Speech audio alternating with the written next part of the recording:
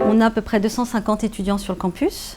On était sur les premières promos autour de 30 élèves, donc ça n'a plus rien à voir aujourd'hui.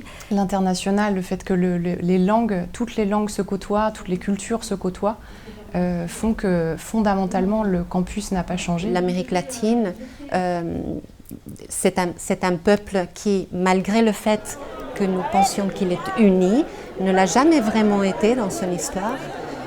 Aujourd'hui, on voit ces jeunes s'unir ici dans ce campus pour la première fois et il y a un échange très riche entre eux par rapport à leur propre pays respectif. Le fait d'avoir cet espace à avoir des cours sur l'histoire du Pérou, de l'Argentine, d'autres pays, ça m'a permis justement de comprendre le Brésil dans le contexte latino-américain et de me sentir plus latino-américain, de vraiment former une identité latino-américaine.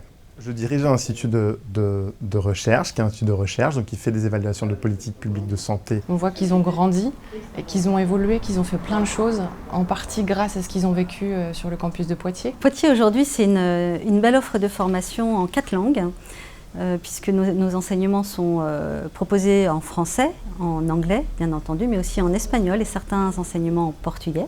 Parfois, peut-être que les cours d'économie sont moins attractifs que des cours d'histoire, par exemple. En tout cas, pour moi, c'était le cas.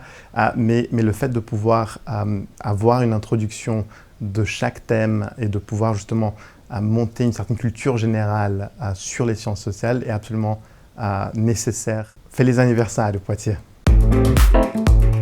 Sciences Po.